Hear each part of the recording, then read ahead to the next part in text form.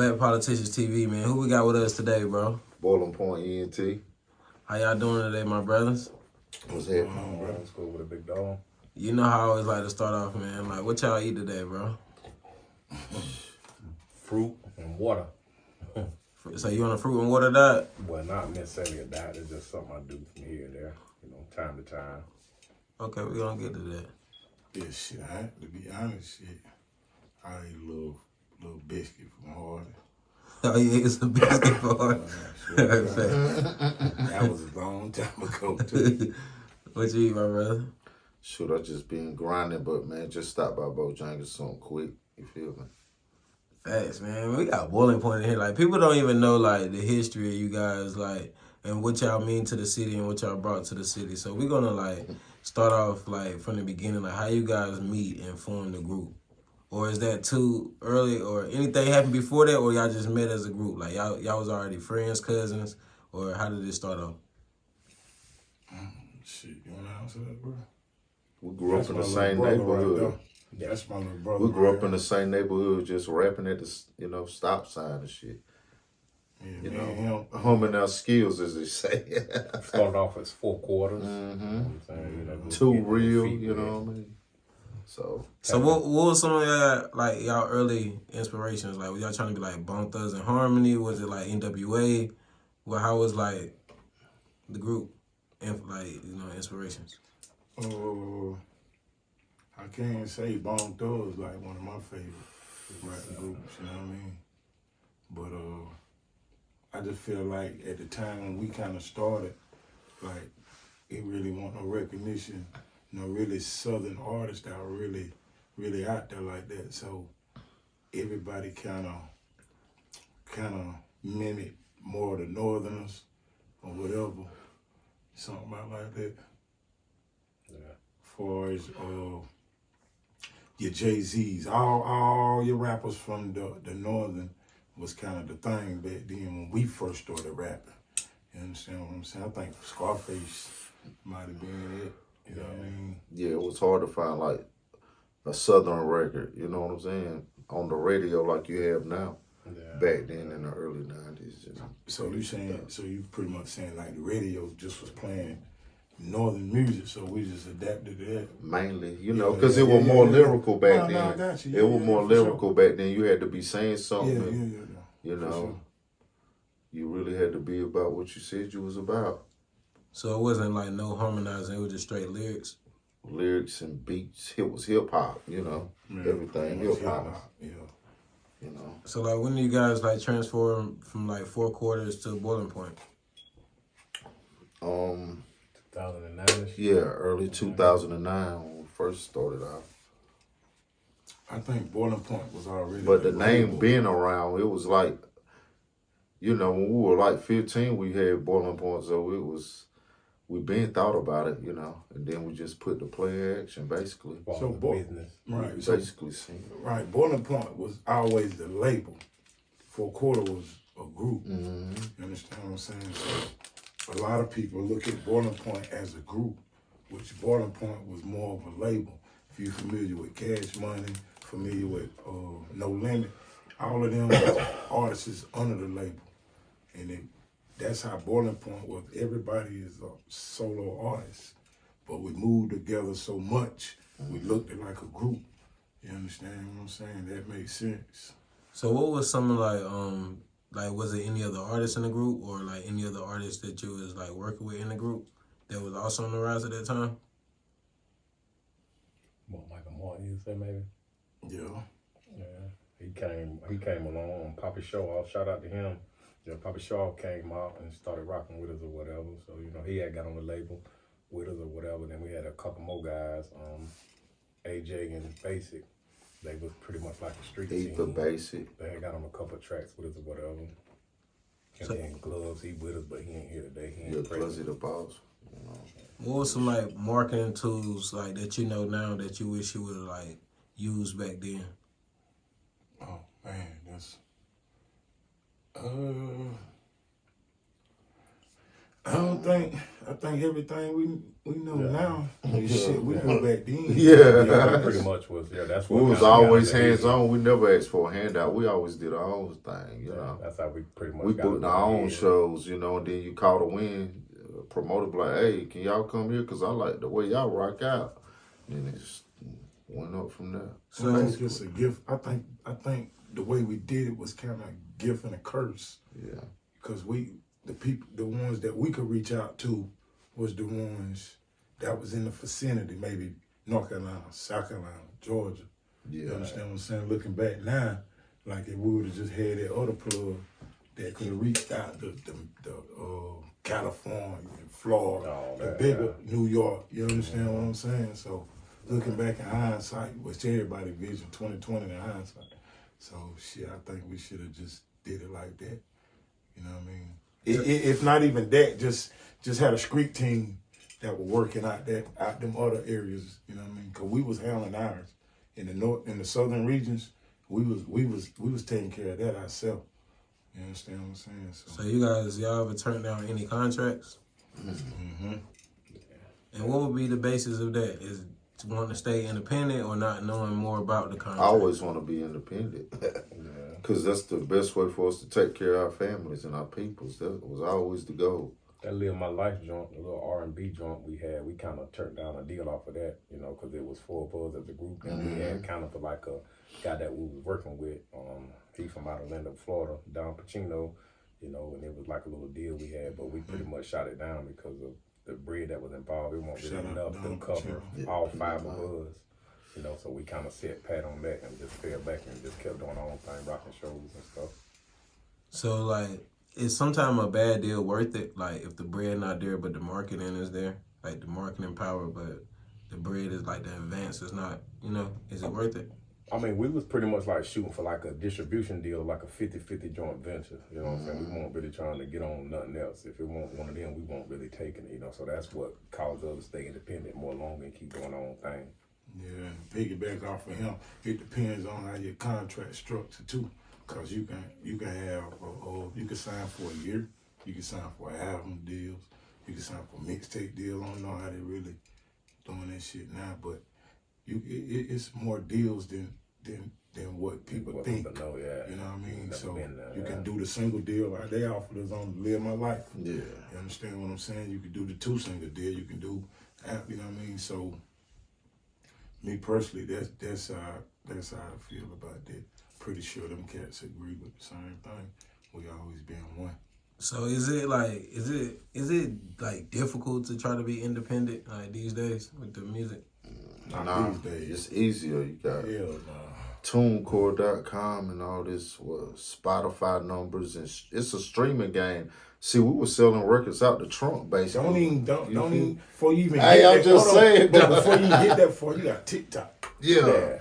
You can save all the streaming platforms. And what's crazy about that is, you know, I had to go away for a little while, and when I came back, that's when I'm thinking like, yo, I'm finna come back and boom these CDs, because that's what I was good at doing, you know what I'm saying? And then I come back home or whatever, and the CD's done, bro. I'm like, yo, you know what I'm saying? I got to take dollars. I still got CDs pressed up from when I was there. He said, I still got CDs. He let us know, yo, I still got these CDs. Bro, I hate the streets. Anybody need these They CDs? always changing. So, like, when that changed, what was your mind thinking then? Like, damn, I'm hurt now. I gotta get MP3s and USBs. Man, it was a whole lot of all that, you know, which I didn't deal with none of that. I was just used to getting my stuff pressed up and hitting the streets with them, you know what I'm saying? Because I'm a hustler, not a scammer. That's the difference. What's the difference between a hustler and a scammer? Well, a hustler gonna pretty much be authentic with it. Whatever he get to you, it's gonna be official. Right. And you got scammers. The scammer's gonna sell you something fake. You know what I'm saying? Tell you something or anything. You know what I'm saying? So that's the difference between a hustler and a scammer. So do you think like in the industry, like most like executives are like scammers now? Most label people are like scammers and hustlers? That can go both ways because it's according to how you look at it. Because I mean, they throwing the bag out there in the industry. You know what I'm saying? So, but they can reel you in, so it can become a scam. You know what I'm saying? They might give you this certain kind of money for a couple of years, then before you know it, you know, if you young and you ain't got nobody behind you pushing you gonna jump on that. You know what I'm saying? So that's my advice to the ones that's up and coming too. You know, shout out to all the up and coming artists, but you got to get with somebody that know what's going on, man, or you're gonna get robbed legally. You know what I'm saying? So. But like, do you think like most of like these artists now like literate to the fact to have like attorneys and things like that? Oh yeah, most definitely. Yeah, I feel that way. I'm not for sure because I don't know how nobody moving. You know what I'm saying? But me personally, yeah, I feel like a lot of guys blind and you know ego. They let ego get in the way. You know what I'm saying? So you got to reach out. You got to network. That's the number one thing. You got to network, man. And these up and coming artists, you got to remember it's 95% business and 5% rap. Big facts. So like, why do like well, you know that, but what's something that you can give them like as far as advice when you let them know like the business side? If like any advice you want to give them. Get away from your city. Business wise, Business I say don't do nothing without a lawyer there with you. You understand what I'm saying? Don't give a fuck, even if they tell you, well, you got 24 hours to sign this contract. Okay, they like something about you, right? If that's how it is, you got to think about it. At the end of the day, what's for you is what's for you. You can't nobody stop that. That's something God got planned for you. You understand what I'm saying? So if they tell you, you got 24 hours to sign this deal, but there's something about you that they like. They know they know your lawyer not there with you or whatever. Right. Put that shit off on hold. Right. So that shit don't go like that, then fuck them. Right. Keep it pushing, because there's something that they like about you. They trying to get you quick. That's why you got 24 hours. And they trying to pull something off on you. And I've seen artists talk like that. Man, I got fucked over. Man, even folk. Man, I was just a broke nigga in the hood. Man, these folk told me this right here. Man, and I ain't had no lawyer. What not took out now. Fucking yeah. Man, just watching. That's what I said. But dude, like, do you think sometimes people just don't read they like paperwork when it comes to like labels and stuff? Too excited. Yeah, because like they gave you the chain, the car, and the bread right there. Because I be feeling sorry for artists for like they have somebody give them the cash right there. Don't give me $1 million in cash right here. Take my shit to the bank, bro. Take my shit to the bank, bro. Let me say this right here, bro. You gotta learn when to hold them. You gotta learn when to fold. When I say that, when a label present anything to you, you fight fire with fire. You understand what I'm saying? It ain't no up-and-coming label. It's these labels who know exactly what's going on, 90% on exactly what you about to say. So when I say that, you got to fight fire with fire. Let that lawyer fight with that lawyer, man. Don't sign shit, man. That's just me. Excuse me cursing. Nah, he good. But like, do you think like sometimes artists just like gullible to change their situation? Or okay, so were you guys ever gullible to change y'all situation? Like if a label would have came to y'all in the hood, like, yo, here go a bag, let's go. Have you ever felt like y'all was gullible to change our situation? Well, like, far as accept the deal? Yeah, like accepting the deal. We done been into front of a lot of labels, so like 3 or 4 I can recall. But I mean, it's been times too. It was in Atlanta, you know, like shout out to Auntie, Walker Flock and Brick Squad, all them guys. That was Atlantic in Atlanta, so shout out to Bad Boys. But it was our time I can recall is when off of the Live My Life single that we had this little R&B joint when we was up for the deal or whatever. As time went on, I'm like, yo. I mean, I was getting my hands a little dirty back then, but that's a different story now. You know what I'm saying? Everything's official, you know what I'm saying? But anyways, I'm like, I could have took that money and did something with it, you know what I'm saying? But we turned it down, you know what I'm saying? And a couple of years later, I'm like, damn, you know, you look back on it like, you know, maybe we could have did that and got something going off for it. But, you know, everything happened for a reason, so, you know. Because a lot of people give y'all credit of like being like the first group and the first, like, you feel me, like popping thing for London Tonight. So how y'all feel about that? Do you accept that credit? Like, first and foremost, man, it was a. You want to answer that? I was just gonna. I mean, I was just gonna say, you know, you had some other guys that were doing their thing around, you know, a couple guys like Legal Official, that's what I was gonna say. Them guys, they was doing their thing, you know what I'm saying? But like far, they opened the door. They opened the doors for us. Yeah, pretty much. So as far as the radio thing, like we went out there, DeRay them guys, DeBerry and blowing them boys, you know. They were the first one. We were young then, you know, they were doing their thing, whatever. So shout out to them, you know what I'm saying? Diablo too, all them guys, you know what I'm saying? But like I said, we just pretty much came in the door we made it more like a business thing, you know what I'm saying? We went and got all our copyrights, our names and all that. And then we hit the ground running, bro. You know what I'm saying? So we was getting recognition, man. We was here, we were there. A lot of people didn't know what we was doing, man. Yeah. You know what I'm saying? Like, how was it like performing at Summer Jam? Lovely. Went out there, turned around, and seen that big, whatever size it was, 500 inch, like, boy, what in the world? Oh yeah, back when they had the Listen, bro, they had All I up. know They they had treat you like a star that day, like for real, you know. They had us Food, back you that know, bitch, man. it's Only like thing we could crazy. see was the back of the TV or whatever it was, right? And shit, we couldn't see the crowd until it was time to go. You know, Man, we big come mouth. around that motherfucking corner, man, and rock. They were from here to Chinese shop Man. across the railroad track, like, yo, man, you know, so we just started doing Great our thing, experience. started rocking, you know what I'm saying? That was kind of.